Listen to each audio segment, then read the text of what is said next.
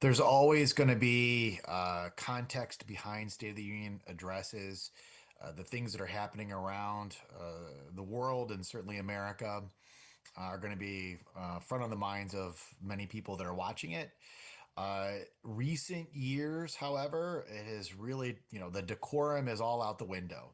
And the polarization that we see, kind of in our living rooms every single night is on full display. And there's not even an attempt to pretend that these folks like one another.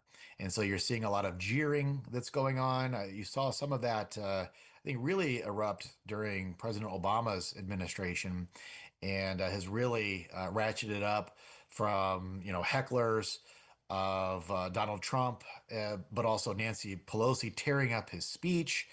A year later, we have January 6th in that same spot. And then Joe Biden being heckled by Marjorie Taylor Greene and Lauren Boebert. And then last night, we, of course, saw a lot of jeering of Donald Trump as well.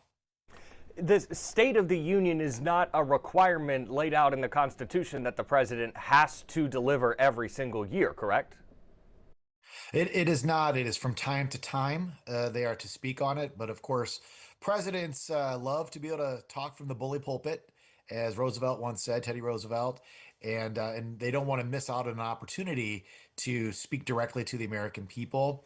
And so one of the things that you also have seen is that it hasn't really become kind of the Super Bowl like it once was. Right now, what you have is the cheerleaders of the winning team showing up to pay attention to these. And the losers or the out party not necessarily paying as close of attention. They don't really want to be rage baited by whatever the president is saying at that moment. Do you see a future where these don't happen or where only one party goes? We saw a lot of Democrats protesting last night, and doing counter programming, however effective that was. But there were still a good amount of Democrats in the chamber. Do you see a day where this is a strictly partisan event? Josh, I have given up making predictions on a whole host of things in politics these Sure. days, and I will just say that I would have never have suspected that you could have a presidential campaign where one of the candidates would just not debate primary challengers like in 2024. Donald Trump never debated fellow Republicans. I would not have expected that. Also in 2024, I think the conventional wisdom was that presidential debates don't matter. Well, tell that to Joe Biden. It literally sunk his presidency, and he dropped out shortly thereafter. So anything is possible. I do think that there are a lot of Americans that are seeking a more normal politics where there's not mud being slung at every opportunity. We hear a lot about the stakes, a high stakes speech. This is a really important speech going into a lot of State of the Unions. Didn't Are the stakes still high for presidents?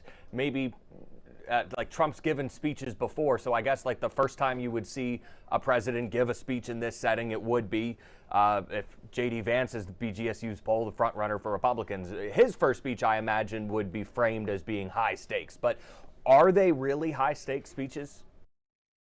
I think your question, the way you pose it, it makes a lot of sense because I don't think we are seeing that these are mattering too much these days. In Donald Trump's case, much of the citizenry's thoughts on him are pretty baked in at this point. He has not been able to move the needle in the 10 plus years that he has been a public figure in politics. He has stayed in that kind of low 40% approval range for 10 years. And there's very little that he can do to kind of push it forward or to kind of be dragged down. It's really usually within 5 points of that 42%, 43% area. And that's where the most recent BGSU poll has him right. So, what does that mean, therefore, for Democrats in the midterms going into next year? Just your top line findings from this poll. Yeah, so a whole batch of polls came out in the last few days, and we were really proud to be able to put a national poll out there, and we found results very similar to what others are finding, and we had Donald Trump at 41% job approval rating, just 38% favorability of him himself, 58% disapprove of Donald Trump as president. So there's a lot of weight attached to him, kind of dragging the Republican Party a bit. Midterm elections are always about the president and the out party, and most often always the president's party loses seats in Congress. In Donald Trump's first midterm election in 2018, it was an historic loss for Republicans. There are 40 plus seats that Democrats gained in that election. What we found in our top line results is that Democrats have an edge right now when we ask a generic congressional who would you choose right now. Democrats are up by 8 points over Republicans. The other thing that we're seeing is that there's an enthusiasm gap. And again, this is consistent with what you would typically find in a midterm election.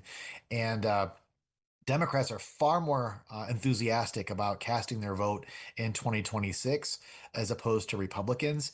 And again, that's really important because midterm elections, voter turnout is typically a little bit lower. Donald Trump will not physically be on the ballot, but he will metaphorically be on the ballot. And I think that that is certainly going to energize a lot of Democrats because if you dig a little bit more deeply into our polling, what you'll find is it's not as if Democrats get a resounding A plus from voters either. Democrats in Congress and Republicans in Congress each have very low favorability ratings. So making it about Donald Trump at the top of the ticket for Democrats is probably their best path forward to having some success in November. I I think the most interesting question that was asked that stood out to me in terms of the result. Do you regret your vote if you voted in the 2024 Yeah. election? 91% of voters don't regret their vote. Only 4% said that they regret it a great deal. So, how many voters out there are gettable for either party? So yeah, that's it. I mean, we've been trying to get at this. Now, there's an interesting psychology to that answer because most people don't want to admit they made a mistake, and especially when it comes to politics.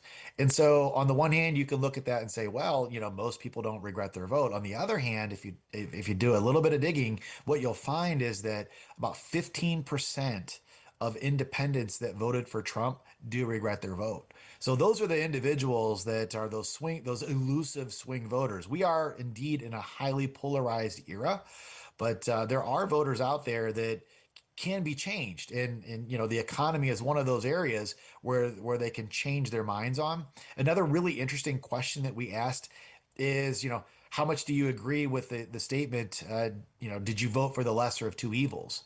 And maybe this won't surprise your viewers, but 40% said that they agreed with that statement, that they voted for the lesser of two evils. So it's not as if Americans are looking at the top of the ticket and going, "Oh, these are such great choices. I just don't know which one to choose." So this is something again that I think Democrats will try and exploit. Um, some of that disgust with the current era of politics.